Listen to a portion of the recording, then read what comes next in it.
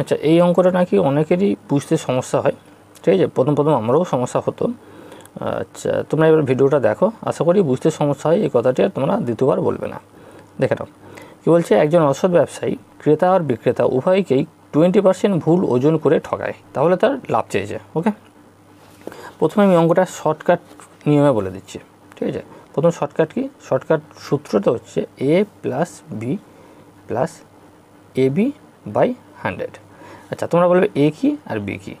দেখো, ক্রেতা আর বিক্রেতা দুজনকে ঠকাচ্ছে, দুজনকেই 20% ঠকাচ্ছে। অঙ্কটা ঘুরিয়ে এরকম বলা থাকতো যে ক্রেতাকে মনে করে বলছে 20% ঠকাচ্ছে, বিক্রেতাকে 30% ঠকাচ্ছে, মানে দুটো পার্সেন্টেজ আলাদা দিতে পারতো। তাহলে সেক্ষেত্রে একটা হতো এ, অন্যটা হতো বি, ঠিক আছে। এখানে যেহেতু দুজনকেই 20% ঠকাচ্ছে, তাহলে দুটোই এ আর বি, এই এ আর বি দুটোই 20%।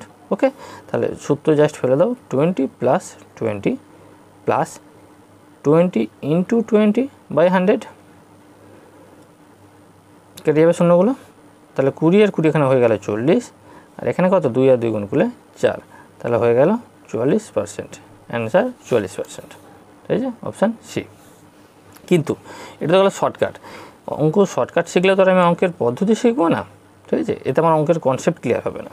আচ্ছা চলো একটু কনসেপ্ট ক্লিয়ার করা যাক, ঠিক আছে। কনসেপ্ট ক্লিয়ার করলে জিনিসটা কীভাবে ভাববো, দেখো বলেছে ক্রেতা বিক্রেতা উভয়কেই 20% ঠকিয়েছে। তার মানে ভেবে নাও, সে যখন কিনতে যাচ্ছে, এখানে মানে নিজেকে ভাবো, আমি একটা জিনিস কিনেছি, দোকানদারকে ঠকিয়ে কিনেছি, আমি জিনিসটা কাউকে বিক্রি করছি, ঠকিয়ে বিক্রি করছি, এখানে নিজেকে ঠকবাজ ধরে নাও। ওকে, তাহলে আমি দোকানদারকে যখন 100 ইউনিট জিনিস কিনেছি, মনে করো 1 ইউনিট জিনিসের দাম 1 টাকা। ওকে, আচ্ছা 1 ইউনিটের দাম হচ্ছে 1 টাকা। ওকে, আচ্ছা 100 ইউনিট জিনিস কিনেছি, কিন্তু ওজন ভুল করার জন্য আমি সেটা 120 ইউনিট কিনেছি। মানে 100 ইউনিট কেনার পরিবর্তে আমি 120 ইউনিট কিনেছি। যার থেকে কিনেছি সে জানলো আমাকে 100 ইউনিট বিক্রি করেছে, বাট আদতে আমি কিনেছি 120 ইউনিট, 100 ইউনিটের দামে। কথাটা বোঝা গেল? আরেকবার বলছি, 100 ইউনিট কিনেছি, কিন্তু ওজনটা কিন্তু অ্যাকচুয়ালি 100 ইউনিট নয়, 120 ইউনিট। 120 টাকার জিনিস কিনেছি আমি 100 টাকা দিয়ে, বোঝা গেল? ওকে, এবার আমি যখন বিক্রি করতে যাচ্ছি, তাহলে দেখো বিক্রি করার ক্ষেত্রে ঠিক সেম ঘটনাটা উল্টোভাবে ঘটবে। মানে আমি 100 ইউনিট বিক্রি করছি, আদত 120 ইউনিটের পরিবর্তে। এখানে ভালো করে অঙ্কটা আরেকবার শুনে নাও।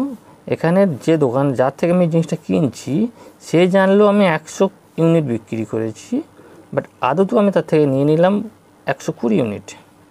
ওকে, যখন আমি বিক্রি করছি, তখন আমি 100 ইউনিট বিক্রি করছি, যাকে বিক্রি করছি তাকে বলে দিলাম 120 ইউনিট বিক্রি হয়ে গেছে। তার মানে সে 120 ইউনিট কিনে নিয়ে গেল, আদৌ সে পেলো 100 ইউনিট।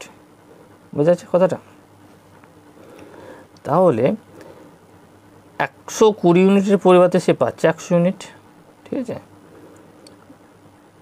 তাহলে 100 ইউনিট আমি বিক্রি করছি 120 ইউনিটের হিসাবে, ঠিক আছে।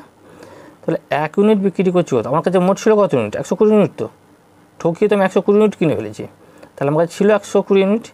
আমি যখন সেটা বিক্রি করছি, তাহলে আমি 100 ইউনিট বিক্রি করছি 120 ইউনিটের পরিবর্তে, ঠিক আছে। তাহলে 100 ইউনিট বিক্রি করছি 120 ইউনিটের পরিবর্তে, তাহলে 1 ইউনিট বিক্রি করছি 120 বাই 100 ইউনিটে, ঠিক আছে। তাহলে আমার কাছে ছিল তো 120 ইউনিট, তাহলে 120 ইউনিটে বিক্রি করো কত ইউনিটে, তাহলে 120 বাই 100 ইন্টু 120, শুনে কেটে দাও, হলো কত, 144, ঠিক আছে। তাহলে 144, আমি মোট খরচ করেছিলাম কত, 100 টাকা খরচ করেছিলাম, 120 ইউনিট ঠকিয়ে কিনেছি, বাট খরচ করেছিলাম তো 100 টাকা, ঠিক আছে। তাহলে লাভ হলো কত, 144 মাইনাস 100 সমান 44%, ঠিক আছে। ভালো করে অঙ্কটা প্রয়োজন পরে আরেকবার দেখো, ঠিক আছে, কথাগুলো ভালো করে শোনো, আশা করি অঙ্কটা ক্লিয়ার হবে। আর এইটা হলো শর্টকাট প্রসেস।